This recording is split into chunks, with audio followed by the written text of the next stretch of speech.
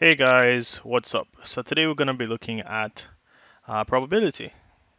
Probability. And it says probability is the measure of how likely an event is to occur. The probability of an event is a number between 0, the impossible event. 0 is the impossible event. The probability is the measure of how likely an event is to occur. The probability of an event is a number between 0, the impossible event, and 1, the certain event. An example, the probability of having 3 heads is 0, right? I'm pretty sure we've never seen a human being with 3 heads.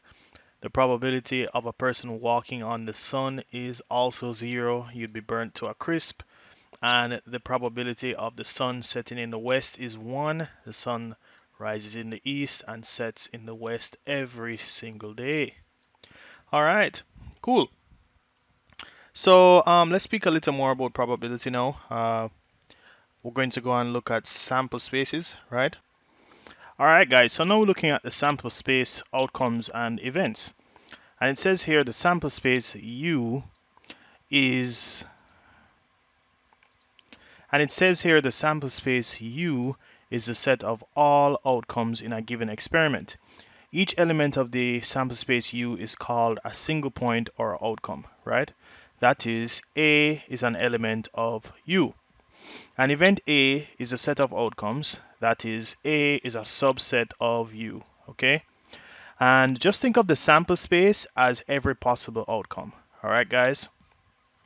Okay, cool. So let's just do an example here. It says if you roll a die, what are the possible outcomes, right? So let's say if you roll a dice, a six-sided die, you would get your U, meaning your sample space would be, you can get either 1, 2, 3, 4, 5, and 6. Cool. Right, and let's have an event here, and let's say the event is the probability of an even number, right? So the probability of an even number, this event A, let's call the event A, which is the probability of A. In this case, it would be equal to how many even numbers? 2, 3, 4. So A itself would be 3, right? And the probability of A would be 3 over 6, which is the sample space, which would be 0.5. And that's how you'd find the probability, okay?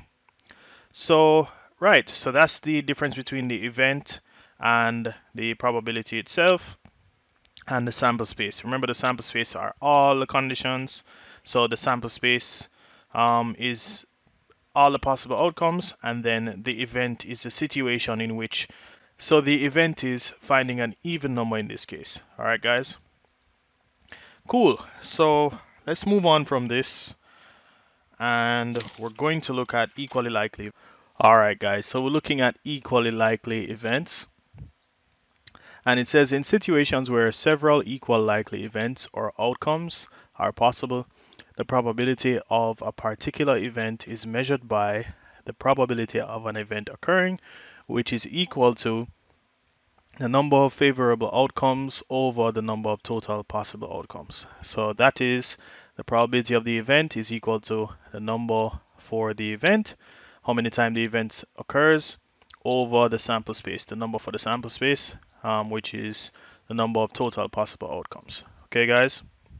And it says here that the probability of an event occurring ranges from a minimum of 0 to a maximum of 1. That is, for any event A, 0 is less than or equal to the probability of A, which is less than or equal to 1. So it can go from 0 all the way to 1. All right, guys? So let's just do an example right now, okay?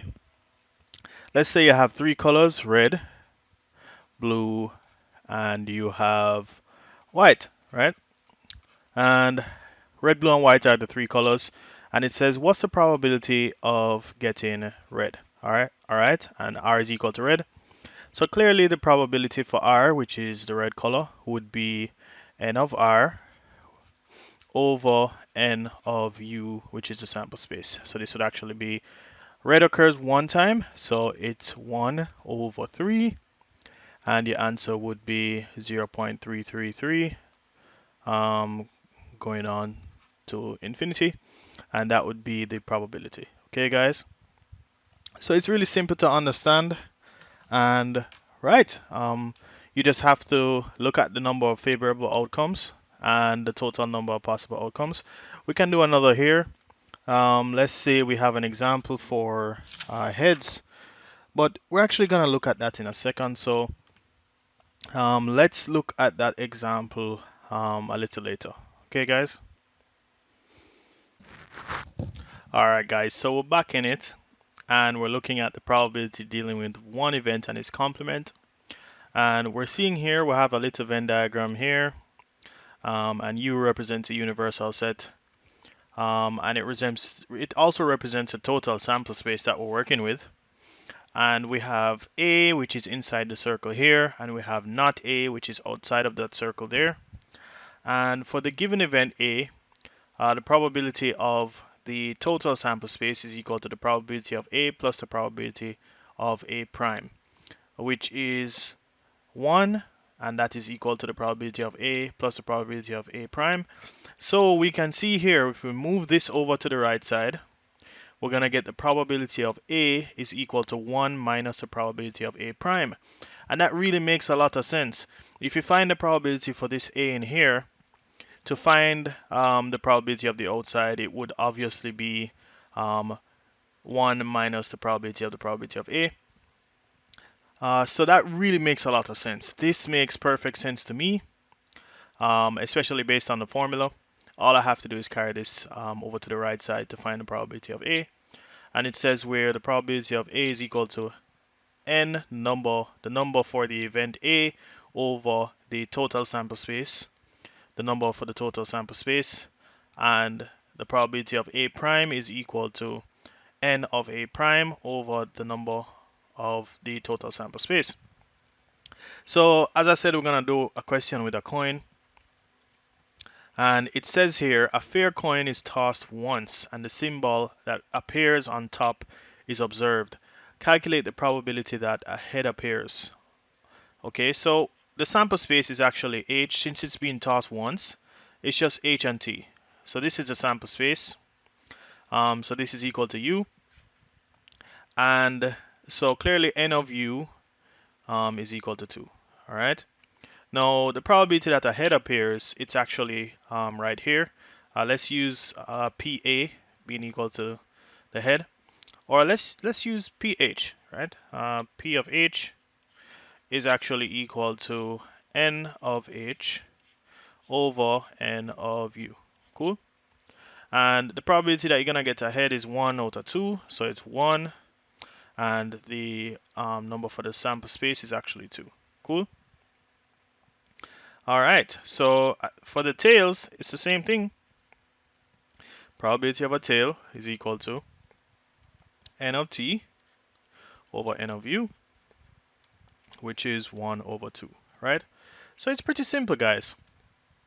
We just need to see how many times it occurs in the sample space and divide it by the the total sample space, right? The number of elements in the sample space. Okay, guys? All right, so pretty much good now, and we're gonna move on to theoretical probability. I'm actually gonna put that in another video. So thank you so much for your time, guys, and see you in the next video. That's it, and I'll see you in the next lecture, and remember to do your best and God will do the rest.